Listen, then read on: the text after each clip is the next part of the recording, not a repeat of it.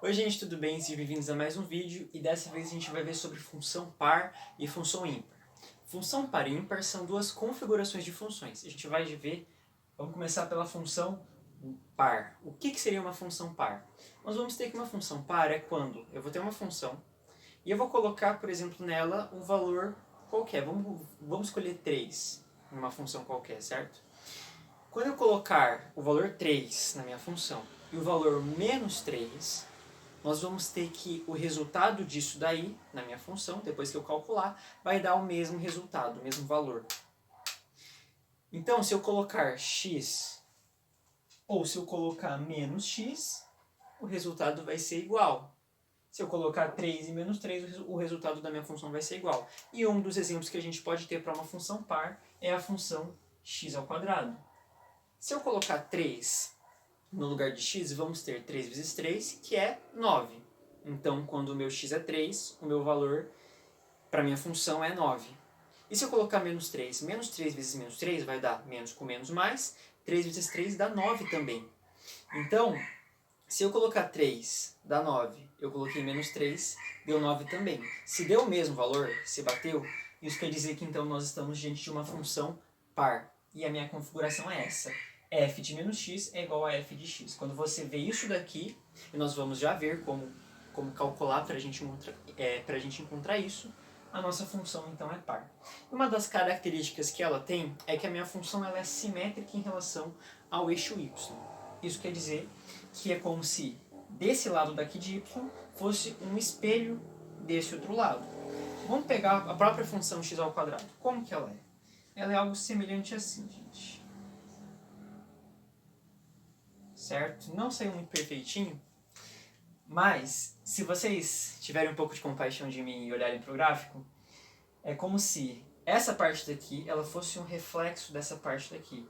Como se em y tivesse um espelho que está refletindo essa parte aqui, ó, para o contrário, certo? Então essa aqui é o reflexo dessa outra parte. São simétricos em relação ao eixo y. E aí a gente vai ter uma série de outras funções que também servem, sem ser necessariamente a minha função x ao quadrado. Vamos ter, por exemplo, uma função que é f de módulo de x. F de módulo de x é uma função par, porque se a gente for fazer o gráfico, ele vai ficar assim. Certo? E aqui nós vemos mais uma vez que o meu y ele é um ponto de simetria, né? Desculpa, que o eixo y ele serve como um espelho, né? Em que essa parte daqui está sendo refletida para cá, certo? Isso acontece com uma série de outras funções também. Vamos ter quando minha função vai ser assim, ó, por exemplo. São funções também, que essa parte aqui é o reflexo dessa. Enfim, a minha função própria de segundo grau, e vários outros tipos de funções que se encaixam na minha modalidade de função par. Agora, em relação à minha função ímpar, minha configuração é um pouquinho diferente. Nós vamos colocar agora dois números também. Vamos colocar, por exemplo, também 3 e menos 3. Só que, quando eu colocar 3 vai dar um valor, e quando eu colocar menos 3 vai dar menos esse valor aqui. Entendeu? Eu vou colocar, por exemplo, 3 e menos 3, e aí esse valor vai ser igual a menos esse valor daqui. E um exemplo disso que a gente pode ter é a minha função x ao cubo, a minha clássica função ímpar. Quando eu colocar 3 no lugar de x ao cubo, no lugar de x da minha função x ao cubo, 3 vezes 3 dá 9, 9 vezes 3 vai dar 27. Então, coloquei 3, resultou em 27. Se eu colocar menos 3, vai ser menos 3 vezes menos 3, menos com menos mais, 3 vezes 3 dá 9. 9 vezes menos 3 vai dar menos 27. Então, coloquei 3, deu 27. Menos 3 deu menos 27. Os dois têm o mesmo valor, né? 27 e 27, só que um tem o menos. Então, vamos lá. Como seria a minha função se eu tivesse colocado o valor de 3 valendo x, né? E aí eu iria ver menos 3 e 3. Minha função, quando meu x é menos 3, para minha função x ao cubo, a gente viu que deu menos 27. E aí vamos colocar o menos. Minha função, para quando eu coloquei 3 na minha função x ao cubo, deu 27. E olha só, satisfez a equação. O que isso significa? Que de fato a gente está diante de uma função ímpar.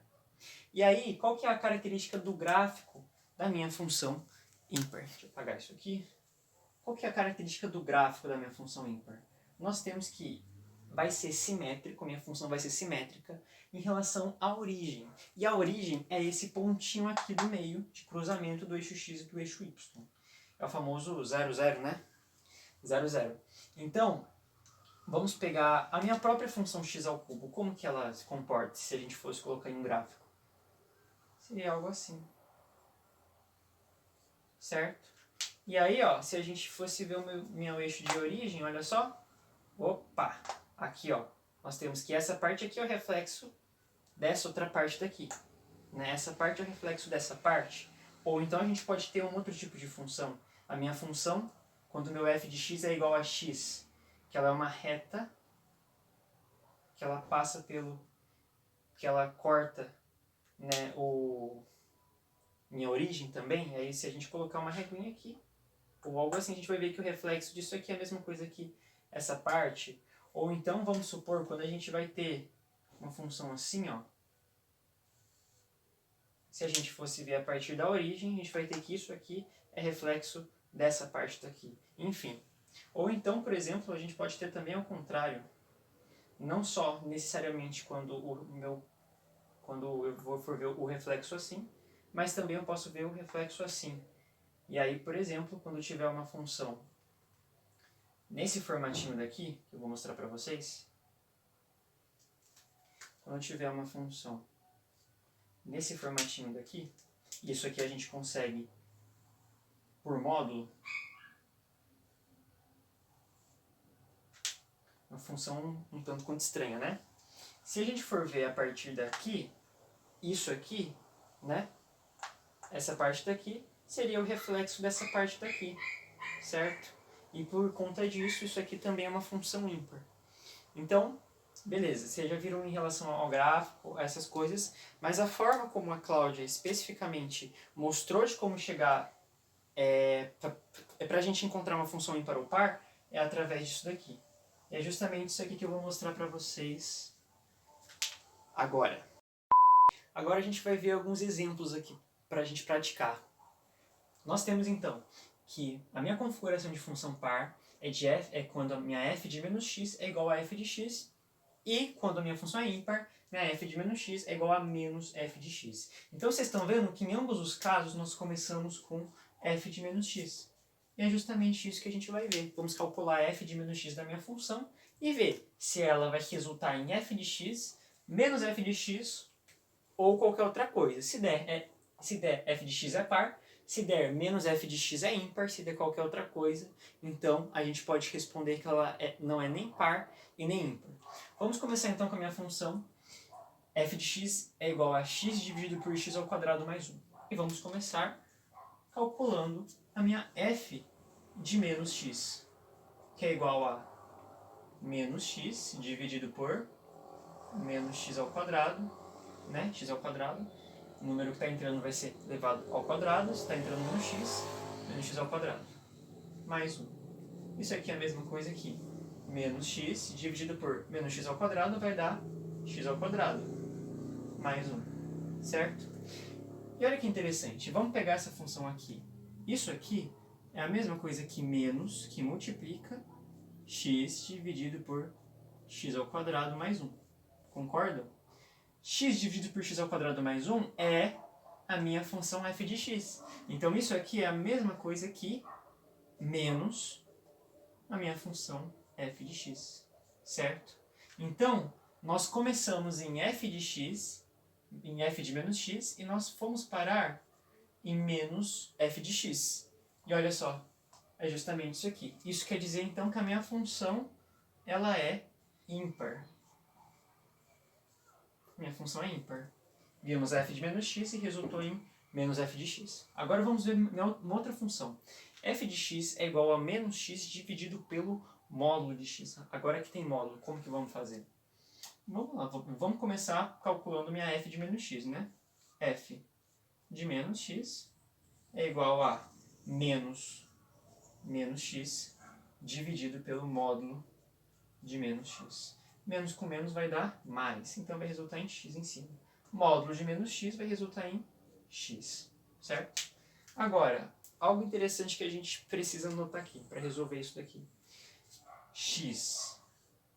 Nós podemos dizer que x é a mesma coisa que módulo de x, certo? Nós vimos aqui, módulo de menos x deu x. Isso quer dizer que, certo? Deu x então. Então, e se eu fosse calcular, por exemplo, o módulo de x? Módulo de x daria a mesma coisa que x, certo? Nesse caso daqui. Então, nós podemos substituir esse meu x por módulo de x. E aí, a minha nova conta, que na verdade é a mesma, só substituímos pelo mesmo valor, vai resultar em x dividido por módulo de x. E olha que interessante, isso aqui é a mesma coisa que menos x dividido pelo módulo de x. Certo? Menos com menos dá mais. É a mesma coisa.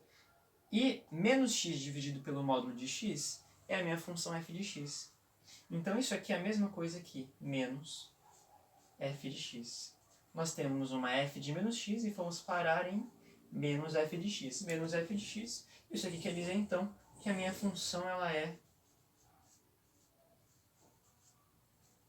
ímpar. Para a gente finalizar então, agora os últimos dois exemplos que a gente vai ter aqui. Nós vamos ter uma função f de x igual a x dividido por x mais a.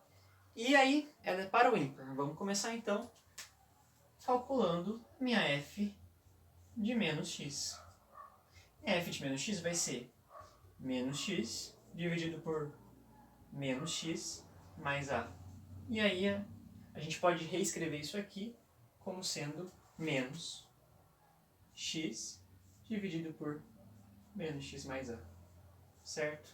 Agora, se a gente for ver e analisar a nossa expressão que a gente chegou aqui, a gente não pode nem dizer que isso aqui é a mesma coisa que f de x, x dividido por x mais a, e ao mesmo tempo ela não é nem menos f de x, porque senão seria menos x dividido por x mais a, e não menos x mais a. Então nós temos que essa expressão ela é diferente de f de x, e ao mesmo tempo ela também é diferente de menos f de menos x. Menos f de x, desculpa. Isso quer dizer que minha função, se ela é diferente de f de x e diferente de menos f de x, isso quer dizer então que a minha função ela não é nem par e nem ímpar. Ela não se encaixa nas configurações nem de um e nem de outro. E como resposta final, a gente poderia dar que a minha função não é nem par e nem ímpar. Vamos ver agora uma outra função, por fim. F de x é igual a x elevado a 2n, sendo que n pertence aos naturais. Como nós temos aqui uma multiplicação de expoente, se a gente se lembrar das regrinhas, né, a gente pode reescrever isso aqui como sendo x ao quadrado elevado a n. Potência de potência, a gente multiplica as duas, certo?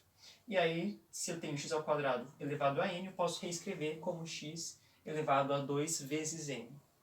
Certo, então nós temos essa expressão daqui. E aí a gente vai calcular minha f de menos x. F de menos x é a mesma coisa que menos x ao quadrado, e isso tudo aqui está sendo elevado a n.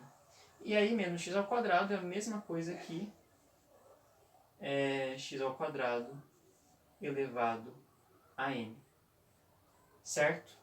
E aí, olha só que interessante, x ao quadrado elevado a n e também x ao quadrado elevado a n, sendo isso aí minha f de x. Então isso aqui é a mesma coisa que a minha f de x. Então nós temos que a minha f de menos x é a mesma coisa que f de x. F de menos x é igual a f de x, então isso significa que a minha função é par. Beleza? Beleza? Beleza, gente? Tranquilo? Muito fácil, não é? Muito tranquilo da gente fazer. É simplesmente a gente substituir por menos x e ver se dá f de x, par. Se dá menos f de x, ímpar. Se não dá nenhum dos dois, isso quer dizer que a minha função não é nem par e nem ímpar. Então, beleza? Tranquilo? Obrigado por assistirem, então. E bons estudos de matemática para vocês.